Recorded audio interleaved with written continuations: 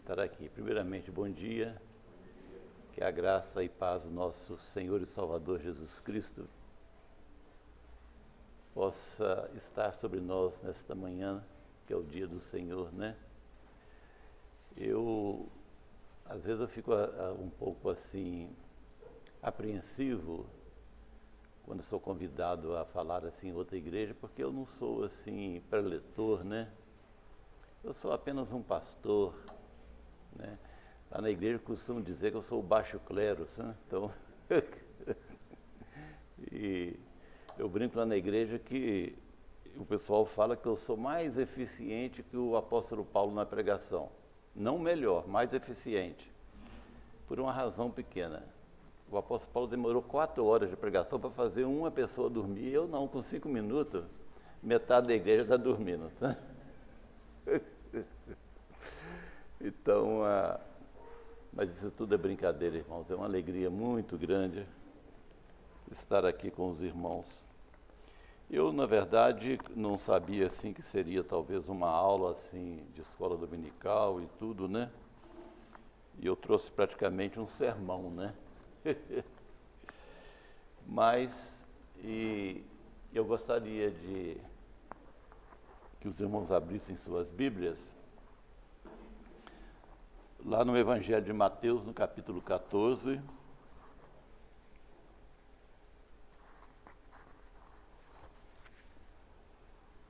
A partir do versículo 22, vamos ler até o versículo 34. Jesus anda por sobre o mar. Logo a seguir, compeliu Jesus os discípulos a embarcar e passar adiante dele para o outro lado, enquanto ele despedia as multidões. E despedidas as multidões, subiu ao monte a fim de orar sozinho. Em caindo a tarde, lá estava ele só. Entretanto, o barco já estava longe, a muitos estádios da terra, açoitado pelas ondas, porque o vento era contrário. Na 4ª vigília da noite, foi Jesus ter com eles, andando por sobre o mar. E os discípulos, ao verem-no andando sobre as águas, ficaram aterrados e exclamaram: é um fantasma. E tomados de medo, gritaram. Mas Jesus imediatamente lhes disse: tem de bom ânimo, sou eu, não temais. Respondendo-lhe Pedro, disse: se és tu, Senhor, manda-me ter contigo por sobre as águas. E ele disse: vem. E Pedro, descendo do barco, andou por sobre as águas e foi ter com Jesus. Reparando, porém, na força do vento, teve medo. E começando a submergir, gritou: salva-me, Senhor. E prontamente, Jesus, estendendo a mão, tomou-o e lhe disse: homem de pequena fé, por que duvidaste? Subindo ambos para o barco, cessou o vento. E os que estavam no barco o adoraram, dizendo: verdadeiramente és filho de Deus. Então, estando já do outro lado, chegaram à terra em Genezaré. Bondoso Deus, tu sabes que nós não sabemos falar como convém. E muitas vezes também, Senhor Deus, os nossos ouvidos estão premidos, estão preocupados. Nossa mente está preocupada, o que impede muitas vezes nossos ouvidos de ouvir a palavra do Senhor. Mas neste momento eu quero que o Senhor supere todas essas deficiências. Permita que deixemos as preocupações do dia ou da semana que se inicia, nesse momento, para que a nossa atenção esteja na Tua santa palavra, Senhor. E por misericórdia do Senhor, por bondade do Senhor, sabendo que pela promessa do Senhor em Tua palavra não volta vazia, nós pedimos que o Senhor fale aos nossos corações. a despeito de nós mesmos, Senhor Deus, fale as nossas vidas, traga uma mensagem que vem consolar, que vem animar, Senhor Deus, a vida de cada um de nós. Eu queria agradecer ao Senhor pela existência desta igreja, por esses 12 anos de existência, as lutas que os irmãos estão tendo aqui, Senhor Deus, mas eu peço que eu agradeço o Senhor pela existência. O Senhor é o Senhor da igreja e, portanto, o Senhor tem um plano maravilhoso para o teu povo aqui. Portanto, abençoe a tua igreja aqui, Senhor Deus, sabendo pela tua palavra que as portas do inferno não hão de prevalecer contra ela. É o que eu oro, agradeço e peço a Deus em nome de Jesus. Amém. Então, meus parabéns, né? São 12 anos, né? De existência, ainda está pré-adolescente ainda a igreja, né? Meus irmãos, eu creio que grande parte aqui talvez conheça um autor de livros chamado Tozer, Hayden Wilson Tozer. Ele escreveu muitos livros e um dos seus livros é chamado de Fé Transformadora. Neste livro ele escreveu uma parte dizendo assim, abre aspas, certa vez li sobre um grande escultor cujas obras eram apreciadas por todos. Alguém um dia perguntou-lhe qual era o segredo de um acervo tão primoroso. Ao que o escultor respondeu, tudo o que eu faço é remover aquilo que não deveria estar ali. Ou seja, aquele artista olhava para um pedaço de granito enorme, maciço, e via nele o que ninguém mais podia ver. Irmãos, portanto, Deus, sem se precipitar, Ele entalha e remove do homem, o homem que se torna cristão, tudo que não faz parte da imagem de Cristo. O objetivo de Deus para a vida de cada um cristão, para cada um de nós que crê em Jesus como Senhor e Salvador, é remover aquilo que não faz parte da imagem de Cristo em nós, é transformarmos-nos, sobretudo em cristãos espiritualmente maduros.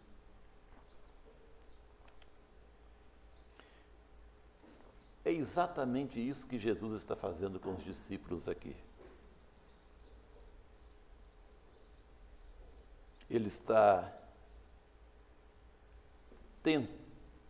tirando, na verdade nem tentando, tirando dos discípulos tudo aquilo que estava impedindo os discípulos de verem quem ele era realmente, o que ele veio fazer,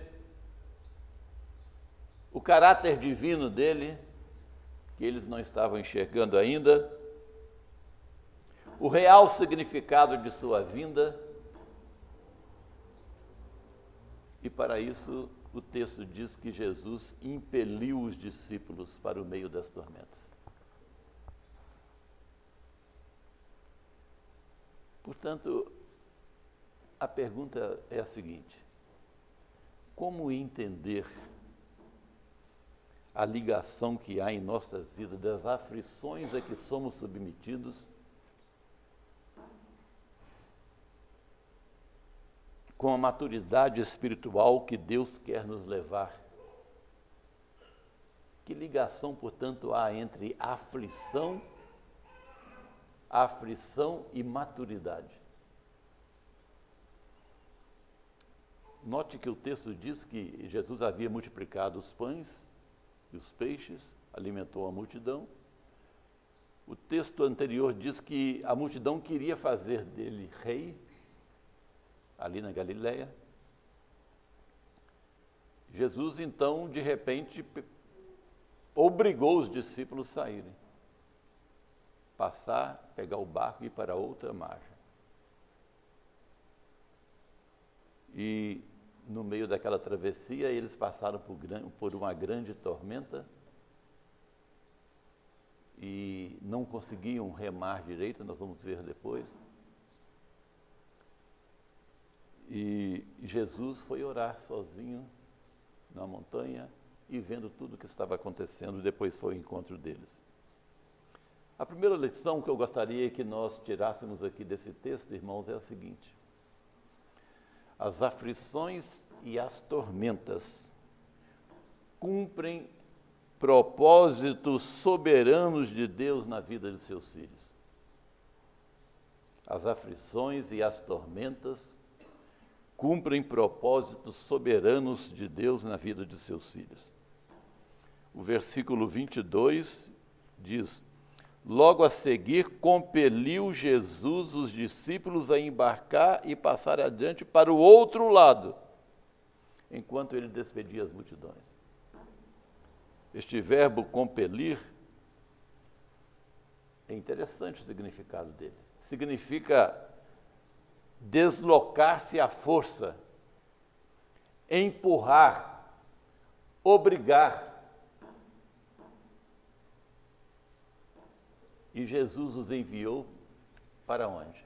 Para o meio do vendaval. Jesus os empurrou para o meio do vendaval, para o meio das tormentas. Será que nós podemos crer nisso? Crer que Jesus às vezes nos envia para o meio das tormentas? Para o meio do furacão? Mas foi isso que Jesus fez com os discípulos. Nós temos visto hoje muitas mensagens onde só fala em sucesso, né? Às vezes você vê faixa na igreja, para de sofrer.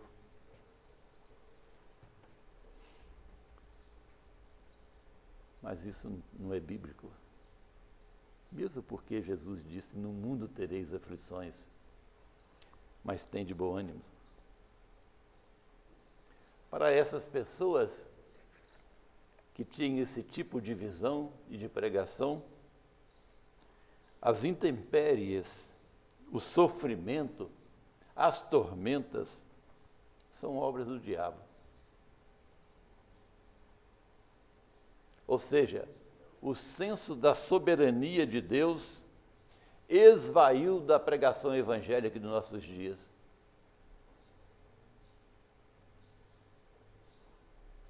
Por isso que você ouve: pare de sofrer.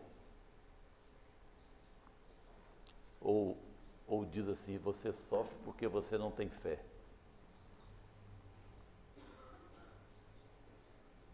Mas aqui no nosso texto é o próprio Senhor Jesus que pega os discípulos e os empurra para o vendaval, os empurra para as tormentas. No texto paralelo de João 6,14, porque esse texto dessa travessia está também em outros evangelhos, por que Jesus fez isso? Essa é a pergunta. O texto de João 6,14 diz assim: sabendo, pois, Jesus que estavam para vir com o intuito de arrebatá-lo para o proclamarem rei, retirou-se sozinho para os montes. Empurrou os discípulos para o mar e ele próprio subiu no monte para orar, porque eles queriam fazê-lo rei.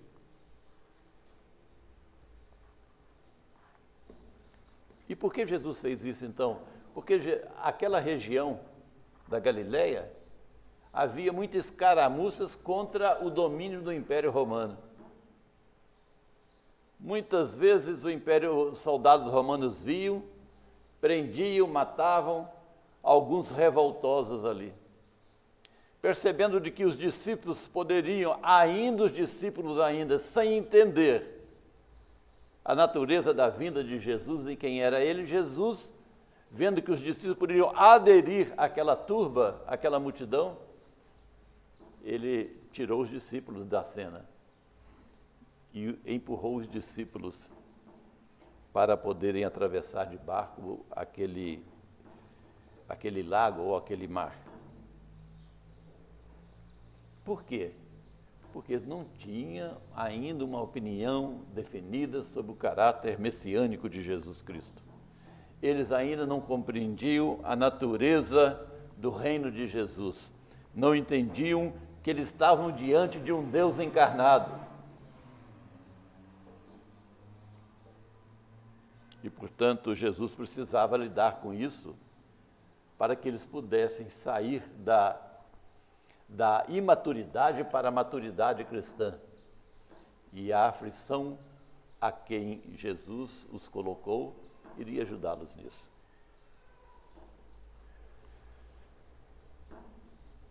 A outra causa de que Jesus impeliu os discípulos para a outra margem está lá em Marcos 6, 51, 52. Marcos 6, 51, 52 diz assim: e subiu para o barco para estar com eles, e o vento cessou. Ficaram entre si atônitos. E esse versículo 52 diz: porque não haviam compreendido o milagre dos pães, antes o seu coração estava endurecido. Portanto, Jesus os impeliu por causa da incredulidade deles. Mesmo Jesus multiplicando, pegando 5 pães e 2 peixinhos, alimentando uma multidão de milhares de pessoas, eles não compreenderam ainda que Jesus era Deus. Ou no mínimo que Deus estava com ele, pelo menos, né? Como disse Nicodemos a Jesus, ninguém pode fazer isso que tu fazes se Deus não estiver com ele. Mas eles não compreenderam, não compreendiam isso. Jesus, então, precisava tratar disso com eles, não é? Eles ainda, diz o texto, estavam incrédulos, estavam com o coração endurecidos com respeito à pessoa de Jesus. Assim, meus irmãos, o objetivo de todo o drama da travessia do barco era provocar neles a maturidade, levando-os a compreenderem a verdadeira natureza do reino de Deus, do reino de Cristo, que é espiritual e não político. Que é espiritual e não político. Possa ser, irmãos, que muitas vezes os nossos pecados determinam, às vezes, um momento de luta espiritual e Deus nos coloca num momento assim para nos acordar. Mas, via de regra, não são os pecados, muitas vezes, que determinam as nossas aflições, não é? Mas Deus mesmo, em sua vontade decretativa ou em sua vontade permissiva, Ele permite. Vamos colocar, por exemplo, o nosso contexto, né? Nós estamos ainda vivendo dentro de um contexto de epidemia, né? Lá na igreja, por exemplo, nessa nova onda que está tendo agora, você falou da sua sogra, né? Com Covid, mas dentro dessa onda agora, lá na igreja tem uns 5 mais ou menos, né, Jamara? Um pouco assim, que a gente sabe que está com Covid. Mas Deus levou alguns lá na igreja mesmo, entendeu? Ou seja, nós estamos dentro de um contexto de um mundo caído e nós também somos vítimas deste mundo caído, muitas vezes, e Deus permite que passemos por isso. Não é? Aqui provavelmente vocês sabem de talvez amigos, conhecidos, né, ou mesmo parentes que a Covid levou, por exemplo, não é? Então, outra coisa, doenças. A queda lá dos nossos primeiros pais levou a nós termos doenças que parece que cada dia surge uma nova, não é? O pastor anterior aqui que perdeu a esposa com uma bactéria que os médicos não sabem lidar com ela, por exemplo, não é verdade? Aí surge depois surgiu lá na década de 80 a AIDS, né? E assim, eu não sei quantas doenças existem, mas de vez em quando surge uma coisa nova. Essa é a natureza do mundo caído, não é? E nós estamos dentro de contexto. Mas preste atenção, a Bíblia diz: todas as coisas cooperam para o bem daqueles que amam a Deus. É difícil entender isso. Um presbítero lá da nossa igreja, já um senhor, com quase 80 anos, ele disse: pastor, é difícil compreender esse texto, né? Todas as coisas cooperam para o bem dos que amam a Deus. Será que são todas as coisas mesmo? As lutas pessoais, as lutas da igreja aqui, como igreja como um todo.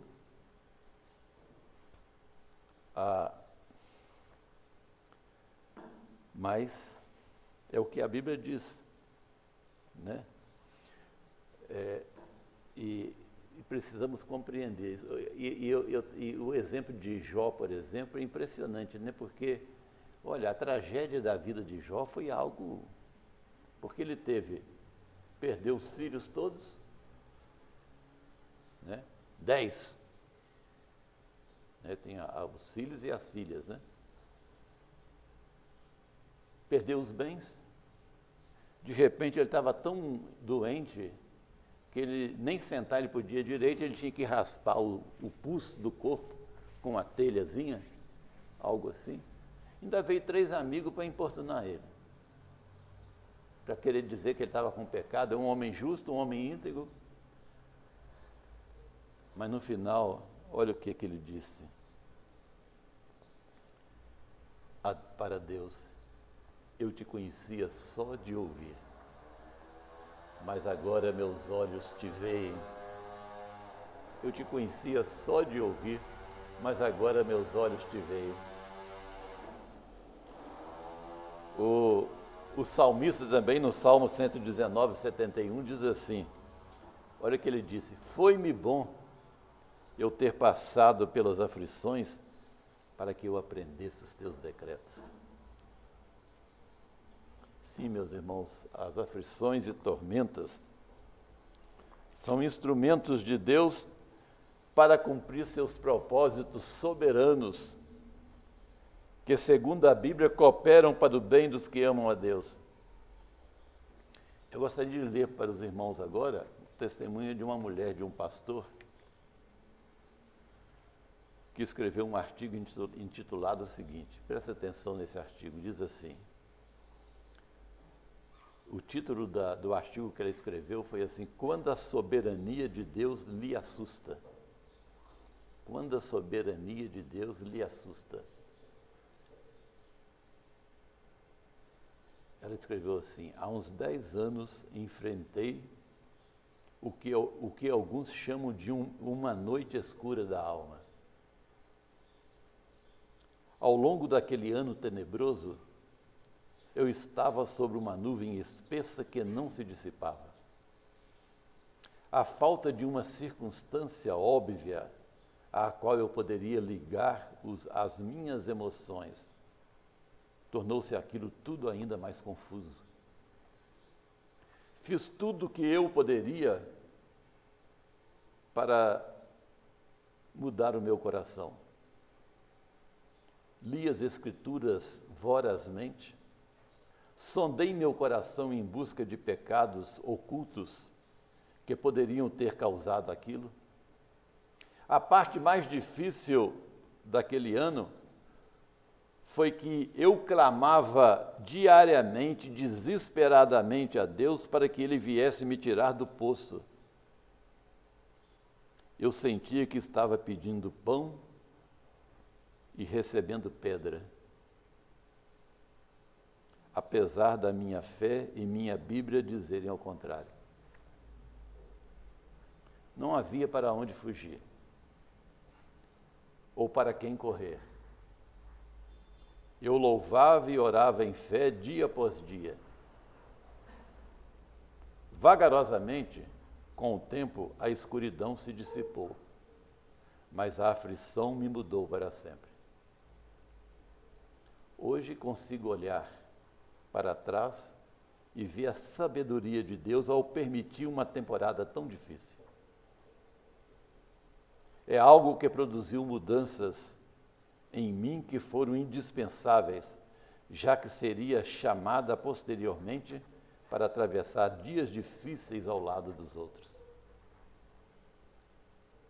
E tem uma frase, uma colocação muito interessante, diz assim: as Escrituras não escondem o fato de que às vezes coisas ruins acontecem com o povo de Deus pelo desígnio de Deus. Essa é a primeira lição, irmãos,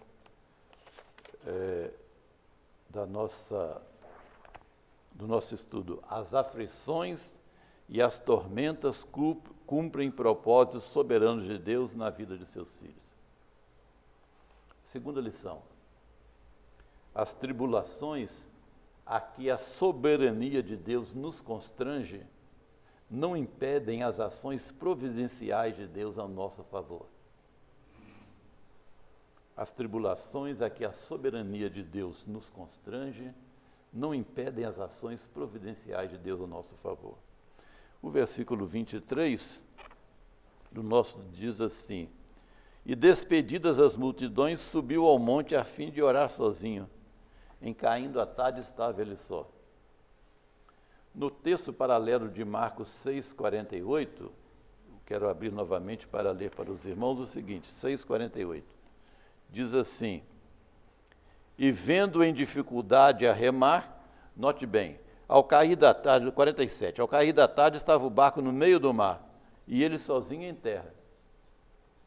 E vendo-os em dificuldade a remar, porque o vento lhes era contrário, por volta da 4ª vigília da noite, veio ter com eles andando por sobre o mar. Portanto, aqui nós temos duas coisas. Jesus foi orar e de lá ele viu as dificuldades. Não é? Jesus os viu em dificuldade para remar e foi ter com eles na 4ª vigília da noite. Então nós temos aqui três aspectos importantes. Primeiro, Jesus foi orar. Orar por quem? Segundo, Jesus teve conhecimento, estava vendo a situação dele, tinha conhecimento da situação que eles estavam passando. Terceiro, no momento oportuno ele foi até eles. Então, primeiro vamos analisar oração. Para quem? Ora, no primeiro momento a gente pode tomar tirar uma conclusão de que era, talvez entre muitas coisas, pelos seus discípulos, para que eles compreendessem a natureza de sua vinda, o que ele veio fazer, quem era ele. Que eles ainda, Jesus sabia, estavam incrédulos, não sabiam, não é? Mas depois eles, note bem como isso é importante, porque eles não tinham conhecimento da natureza de Jesus como Filho de Deus ainda, mas lá quando Jesus foi ter com eles e fez aquilo tudo, o que eles disseram? Verdadeiramente és filhos de Deus. Então tudo isso aconteceu para que eles pudessem chegar a um momento de fé. Verdadeiramente és filhos de Deus. Ora, irmãos, nós enfrentamos nossos dilemas, nossas lutas, nossas aflições. Nós temos que lembrar que Jesus é o nosso intercessor, Ele está orando por nós. Lá na Romanos 8,34, Paulo escreveu assim, falando sobre Jesus, ele diz assim, o qual está à direita de Deus e também intercede por nós. Antes, um pouquinho, ele diz que o Espírito Santo ora por nós sobremaneira com gemidos inexprimíveis. Tem hora, irmãos, não sei se eu já passei, não sei se vocês já passaram, que você não compreende às vezes as lutas que você vai tendo e quando você se coloca diante de Deus, você não consegue nem esboçar uma oração direita.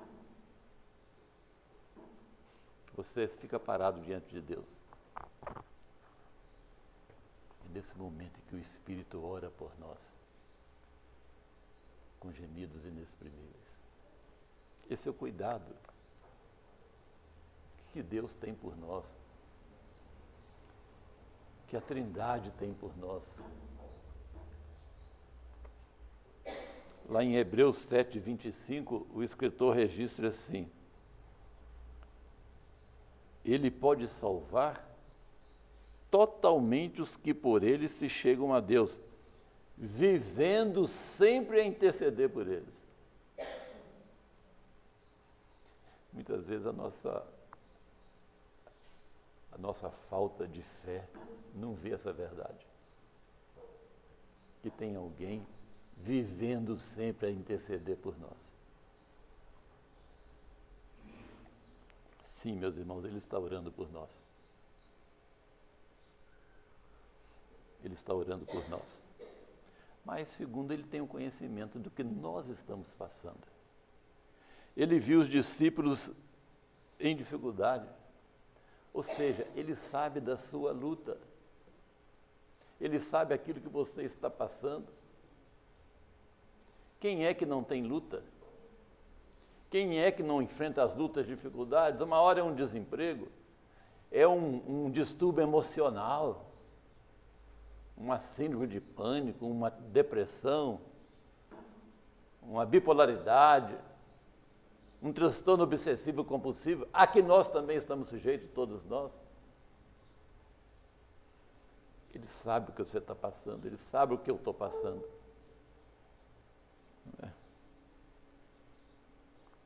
Ele sabe como é difícil para nós, porque Ele viu os discípulos em dificuldade para remar.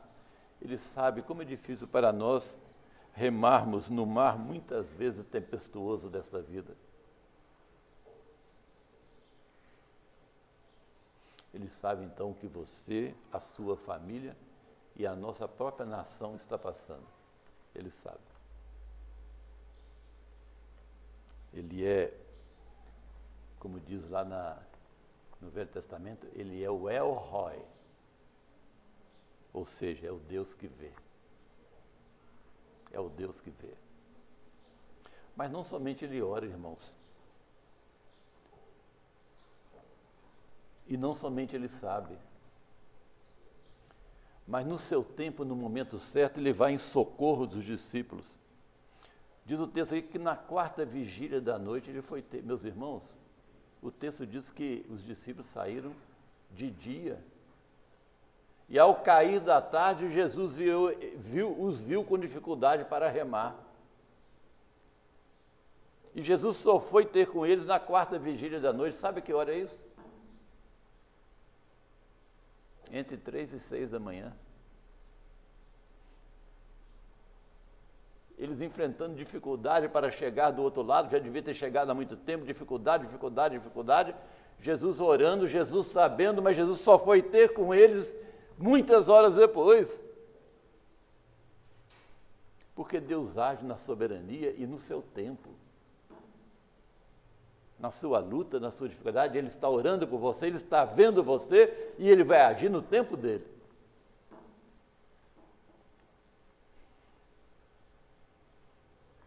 É impressionante esse fato. E é hora importante de nós pensarmos nisso. Você que está enfrentando a sua luta, a igreja como um todo, não é? Muitas igrejas aí perderam até membros por causa da pandemia, né? Que se afastaram, muitas vezes a igreja enfrentando as suas lutas, dificuldades. Mas Deus ora por nós, pela igreja, porque a igreja somos nós. Ele está vendo e no momento certo Ele vai agir. Temos que nos curvar diante da soberania de Deus. Aceitar o que Deus coloca. O grande dificuldade muitas vezes é nós aceitarmos o que nós estamos passando e reconhecer que estamos sujeitos a qualquer coisa. Primeiro a aceitação, dizer, Senhor, eu estou passando por isso. Entrego para o Senhor essas dificuldades, mas eu estou passando. Né? Esse tempo, portanto, como diz o testemunho da mulher do pastor lá, é tempo de nós pensarmos no aprendizado e na maturidade cristã que Deus também quer nos levar. porque a nossa vida deve ser sempre de crescimento em santificação. Meus irmãos, eu queria contar uma experiência aqui na vida pastoral a gente tem umas experiências assim. Eu fui pastor 15 anos de uma igreja ali em Contagem e a igreja, a cidade de Contagem, como os irmãos sabem, é uma cidade bem, assim um pouco, ou bem industrial, né? Então a entrada de membros e saída era constante. Entrava uma família, daí a pouco saía, depois chegava outra, etc. E eu muitas vezes fiquei com medo da igreja acabar. Falei assim, essa igreja vai acabar, né? Pensava assim na minha incredulidade. E houve um mês que eu passei eu fiquei mais ou menos talvez um mês com muita angústia no coração. Eu tinha visitado, logo no início de novembro, uma família cuja era o neto de um presbítero da igreja. A filha dele não frequentava a igreja, mas é o neto de na verdade é o seguinte, o presbítero estava fazendo, acho que naquela época seria o quê? Uns 70 anos de idade, que ele estava fazendo, e a filha nos convidou, pelo fato de eu ser pastor dele, ele era presbítero da igreja, para ir lá na casa dela. Ela não era da igreja, era de outra igreja evangélica. Aí eu fui e ela me apresentou 2 filhos dela. Isso foi no início de novembro, por aí. Quando chegou lá nos meados de dezembro, eu recebi uma notícia. Ora, o filho daquela senhora que você foi na casa dela, neto do Sr. Fulano, que é o presbítero da igreja, morreu. Eu falei assim, mas moço, 21 anos de idade, que era o mais velho, 21 anos, morreu. Ele trabalhava na FIT, tinha entrado de férias, e foi na FIT, no banco lá que funciona na FIT, pegar dinheiro para viajar. Enquanto dirigia um carro, tinha um colega dele do lado, ele falou assim, eu estou passando mal. Conseguiu chegar até na FIT. Quando ele parou na porta da FIT, que ele abriu o carro, ele já caiu morto. Mas o que me chocou, irmão, não foi isso não. Aí quando eu soube, eu ofereci à igreja para o corpo ser velado, e o corpo foi levado para a igreja. Quando eu cheguei na igreja,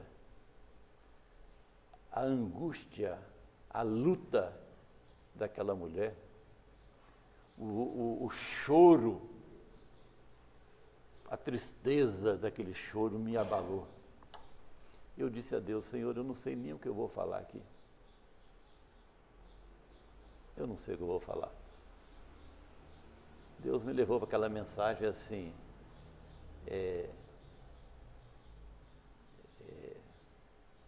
Salmo 46, sabei que eu sou Deus.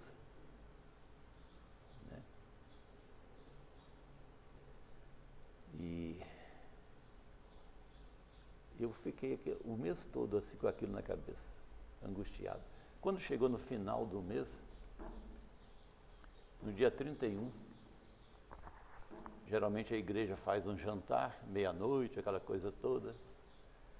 Eu estava animado, eu estava assim, pensando já no culto, mas com aquela angústia do coração daquele quadro. De repente eu recebo um telefonema do rapaz que dirigia os cânticos espirituais na igreja. Eu falei assim, pastor, eu não vou hoje não. Eu falei assim, mas você não vai hoje? Hoje é o dia especial, culto de final de ano. Quem vai dirigir? Eu falei assim, não sei, mas eu não vou. Estou indo para outra igreja.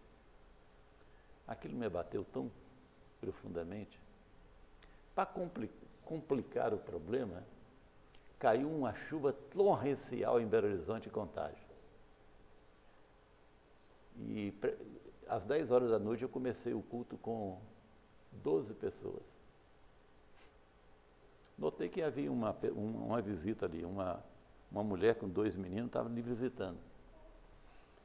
Mas 12 pessoas só naquele culto. Falei, nossa, eu já estava entristecido com aqueles quadros todos, com angústia, com a igreja assim, né? O fato é que aquele rapaz não foi, não havia ninguém para dirigir o louvor, tentei com outras pessoas, não consegui. Eu sei que eu estava muito frustrado naquele momento. Só que eu terminei o culto e já tinha quase 70 pessoas. Começou a pessoa a chegar às 11 horas da noite. Chegando porque o ônibus que vinha de Belo Horizonte, onde a pessoa trabalhava, demorou mais de hora para chegar em Contagem, por causa da chuva, sinais apagados, aquela coisa toda, né? Bom, então terminou. No outro dia eu fui para minha terra, com um coração muito angustiado, irmão. Não sabia como eu iria encontrar a igreja depois. Um dia eu ajoelhei ao lado da minha cama, lá na minha terra, orando a Deus. Foi quando eu ouvi a voz de Deus no meu coração, dizendo: Rogério, você está preocupado com a igreja? Quem é o Senhor da igreja sou eu, não é você não. Sou eu que sou o Senhor da igreja, não é você não. Naquele momento eu levantei, eu estava de joelhos orando, eu levantei outra pessoa. A partir daquele momento, Marcelo, eu nunca importei que alguém disse: estou indo para outra igreja, vai em paz, que Deus o abençoe lá. Porque quando eu voltei, 15 dias depois eu voltei para a igreja, aquela mulher com os 2 filhos já não estava só ela na igreja, não. Estava o marido dela também, que hoje é presbítero da igreja.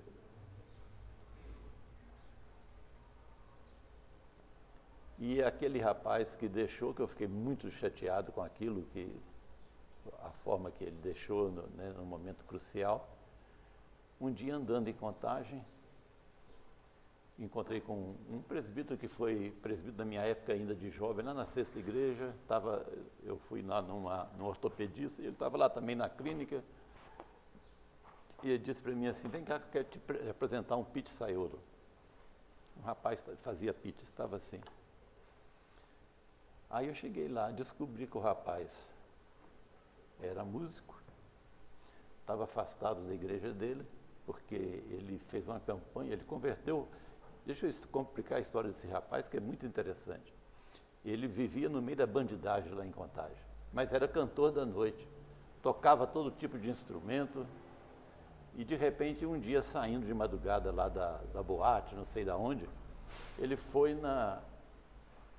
saiu e foi e viu uma frase no muro: Jesus te ama, uma coisa assim. E aquilo tocou no coração dele, falou assim: olha, eu preciso mudar de vida. E ele, para sair daquele meio, irmãos, pagou caro, porque os traficantes exigiram do pai dele a casa dele, senão o rapaz ia morrer.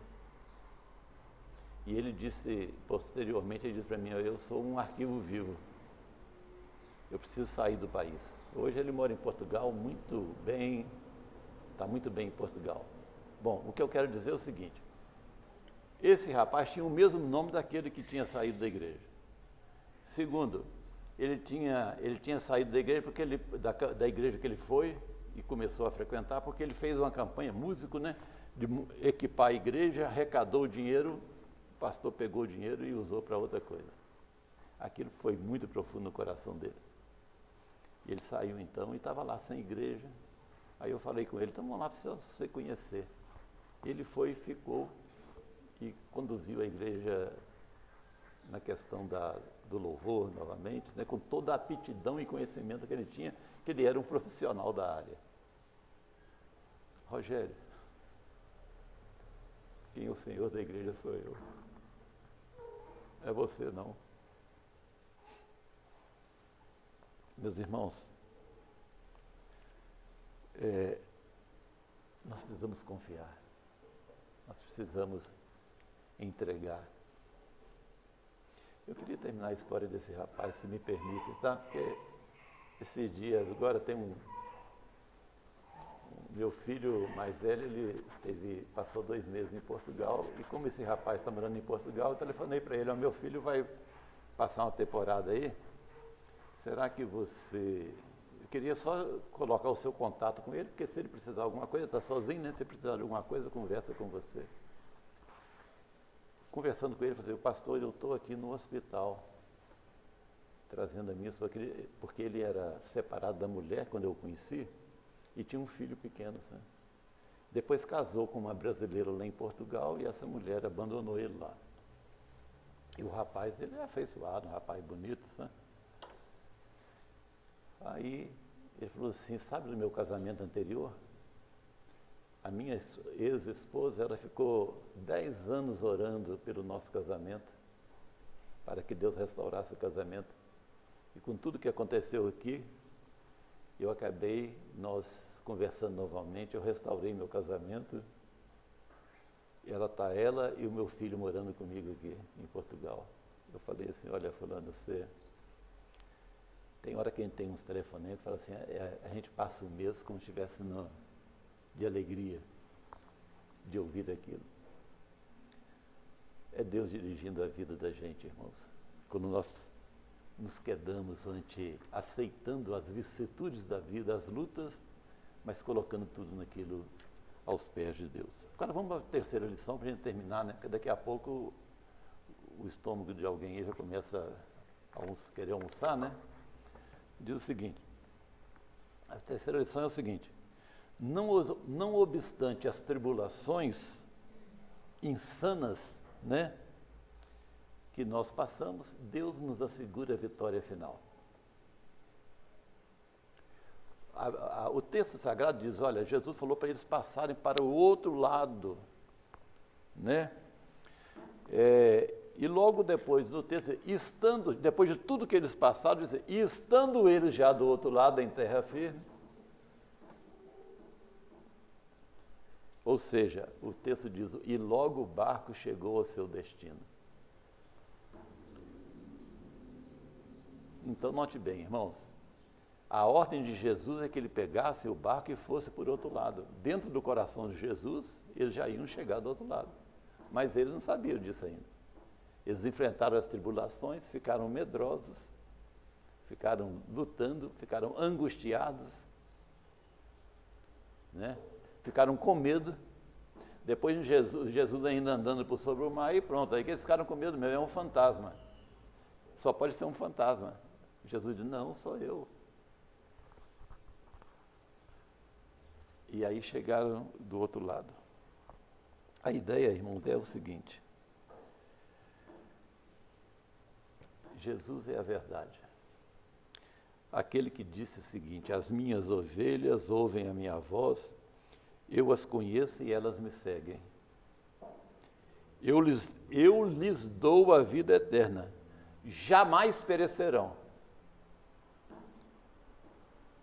E lá em Filipenses 1,6 diz assim, o apóstolo Paulo nos diz, estou plenamente certo de aquele que começou boa obra em vós, há de completá-la até o dia de Cristo Jesus. Então, não obstante a luta, as dificuldades, às vezes as tragédias, as angústias, as aflições que estamos sujeitos e estamos passando, uma coisa é certa para você, cristão, nós vamos chegar do outro lado. Nós vamos chegar num porto seguro. Por quê? Eu gostaria de ler um texto que eu gosto demais, lá no livro de Hebreus, no capítulo 6, irmãos, capítulo 6, versículo 17 a 20. Eu gosto muito desse texto, eu gostaria de ler para os irmãos. Hebreus 6, versículos 17 a 20. Diz assim, o título antes é o seguinte, a imutabilidade da promessa de Deus. A imutabilidade da promessa de Deus, ou seja, Deus não muda na sua promessa. Do versículo 16 em diante diz assim, pois os homens juram pelo que lhes é superior. E o juramento servindo de garantia para eles é o fim de toda contenda.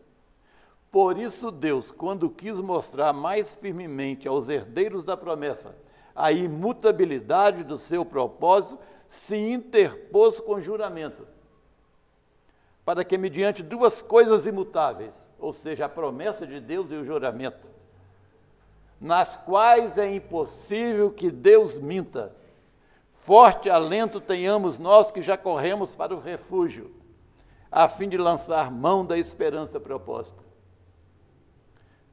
Esperança que diz assim: o qual temos por âncora da alma, segura e firme, que penetra além do véu, onde Jesus, como precursor, ou seja, foi antes de nós ali, depois do véu,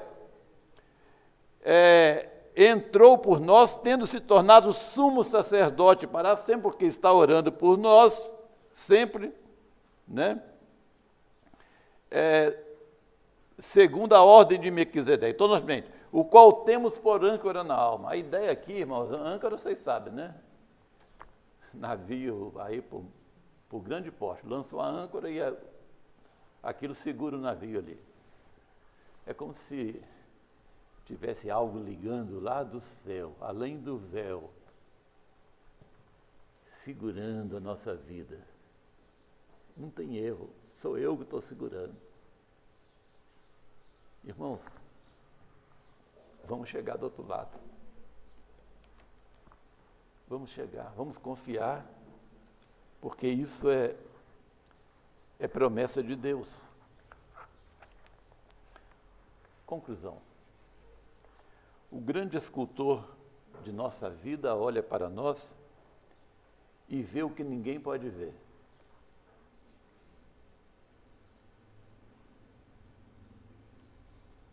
Ou seja, ele vê Jesus em nós. Todavia, ele usa o seu cinzel, que o escultor usa um cinzel, né?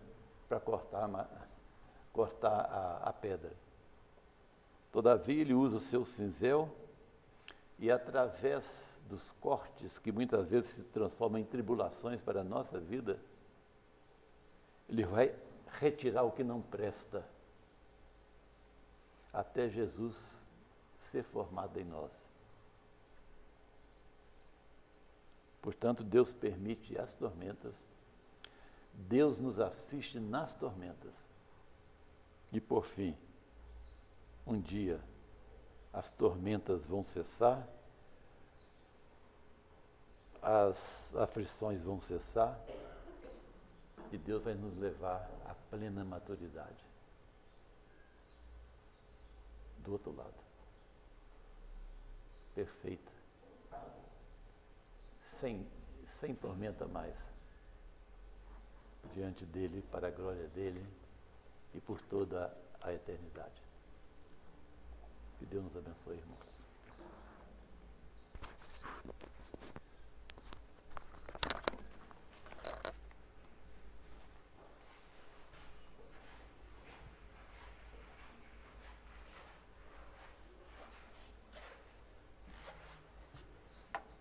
Nós queremos agradecer ao pastor Bucinger